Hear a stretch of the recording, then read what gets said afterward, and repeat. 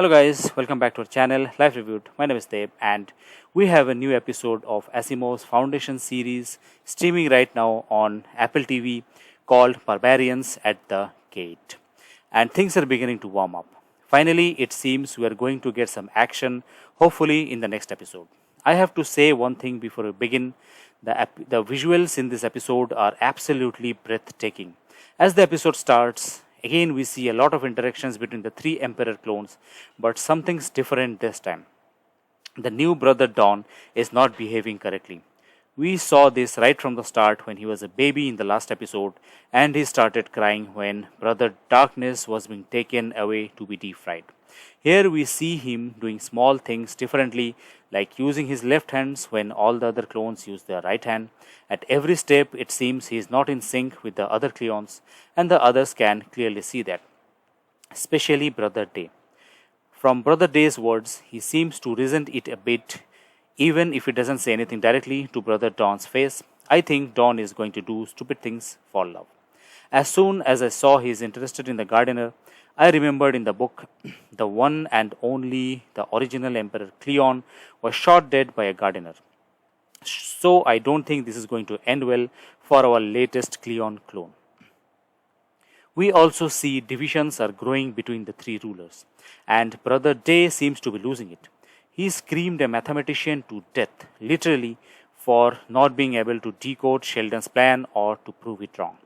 Lee Pace here is wonderfully menacing as Brother Day, and man, that guy has some screen presence. His entire body language oozes royalty and menace. He also criticizes the older brother Dusk for his decisions taken earlier in the series when he was a child. Back on Terminus, Salvor Hardin tricks the Anacreon leader, played wonderfully by Kubra Saith, whom we last saw in Netflix's Sacred Games, by taking her too close to the vault to make her lose consciousness and then interrogates her to find out her true intentions. Turns out she is a survivor of the Emperor's mindless genocide on Anacreon. Now she has nothing more to lose after losing her parents and her home planet. She and her band are forced to a corner, desperate and dangerous and ready to try anything. By the way, Harding does so, it clearly seems she too is a mentalic. In the books, a mentalic is someone who could read other people's mind and alter their emotions.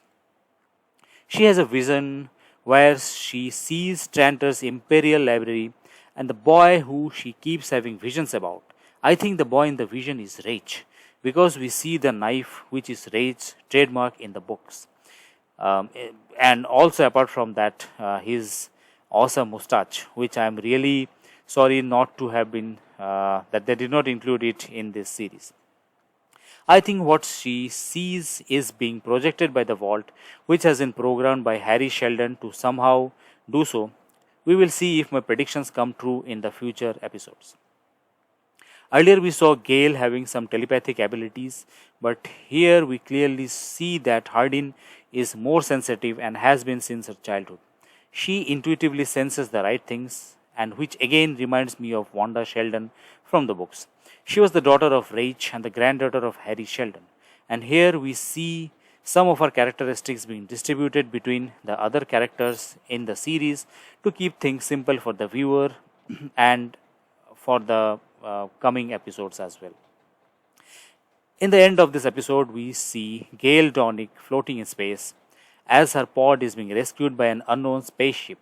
We also see that the Emperor gives orders to check in on Terminus and the Foundation as the communication buoy was destroyed in the last episode by the Anacrenians, and the Emperor is not getting any news from the Foundation. Now, coming to my thoughts about this episode. It seems we will finally be seeing some action as the Empire ships comes to Terminus and kicks some Anacrenian ass, and I would say about time too. But till now I am not impressed. I see nothing yet which pulls me in as the original books did. Talking about the books and the changes that this episode made, as we progress more and more into the series, we see that it is following less and less from the books, and that might be a good thing depending on how they handle it.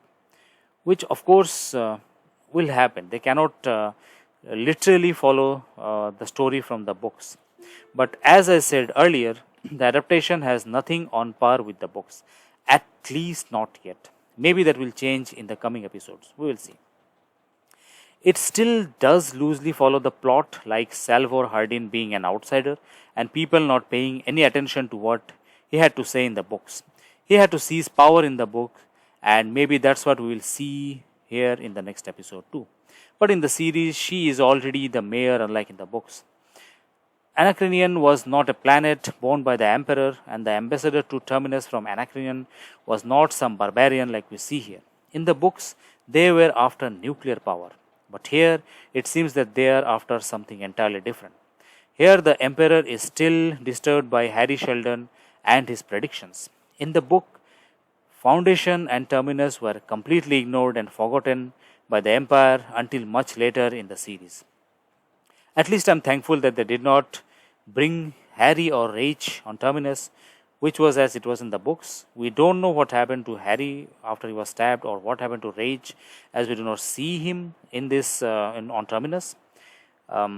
Let's hope they include some more interesting things in the next episode, which might help to pull more people in to watch this series and retain the interest of the long-term Asimov fans like you and me. That's all from me today, guys. Thank you for watching it till now. I hope you enjoyed my views, and do put in the comment section below what you thought about this episode, what changes you liked or disliked, and what more you wanted to see included from the books in this series. I will see you in the next one. Till then, stay safe and goodbye.